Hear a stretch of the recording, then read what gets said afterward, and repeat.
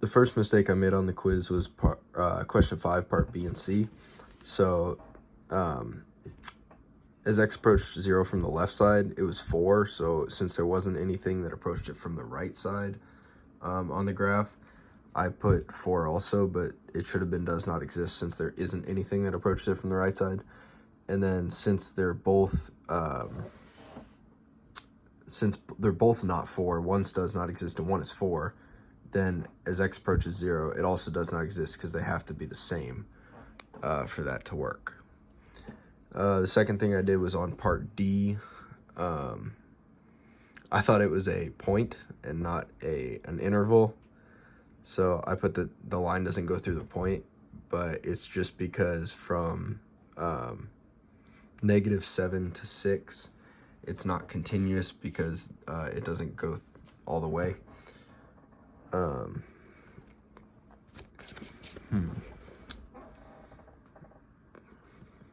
Oh yeah, so part E, I tried to do the derivative of -7 to 0, and I tried to use the quadratic formula. I should have used 1 to 6 because it would have been a lot easier to find the derivative of x squared minus 7x plus 9. So I found the derivative of that, which was 2x minus 7, and then I needed to set that equal to 0 and solve for x. So x was 7/2. And yeah, I just chose it because it was a lot easier to find the derivative of that equation than the other one. Part F, determine whether f(x) satisfies MVT. I used the wrong equation. I didn't fully understand mean value theorem equations, so I tried to use f of a plus f of b over f of a minus f of b, and it was mean value theorem's f of b minus f of a over b minus a. So, and then I didn't know what to plug the 6 and the 3 in, the f of 6 and f of 3 into. But I now know that it's just, you look at the graph and see what the y values are at those points. So you get 3 minus -3 over 3, 6/3, which equals 2. And then you set the derivative of the interval 1 to 6 equation equal to 2, and then you get 2x equals 9, divide by 2, and then you get x equals 9/2. And then on question 6a, I didn't use the chain rule properly. So I have negative sine 5, and then if I use the chain rule, I should have had negative sine 5x to do the derivative of the outside, and then multiply it by the derivative of the inside, which is just 5 over 2x. So all I did here was move the -5 out front, so, or the 5 out front, so you have -5 sine 5x over 2x.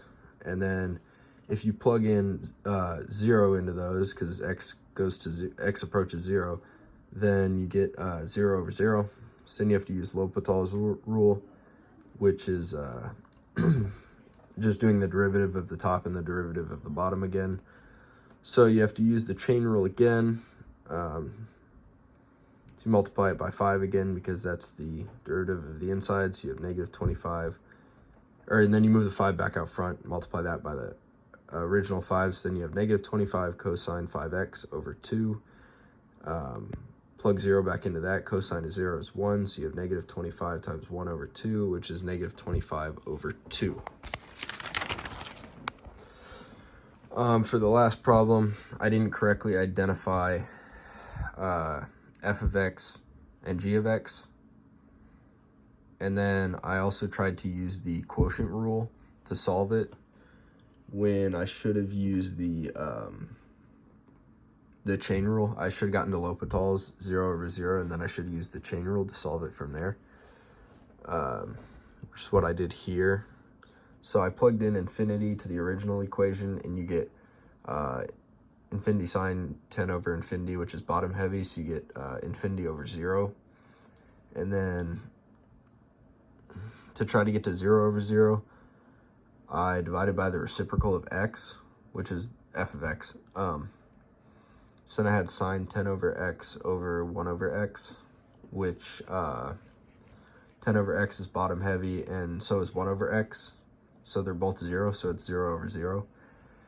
So then you can use L'Hopital's rule to do the chain rule. The derivative of the bottom is just 1 over 1. So the denominator is just 1. And then the numerator is cosine 10 over x times 10 because of the chain rule. You move the 10 back out front, and then 10 cosine 10 over x. 10 over x is still bottom heavy, so that's 0. And so you have 10 cosine of 0, which is 1, and then you have 10 times 1, and that's just 10.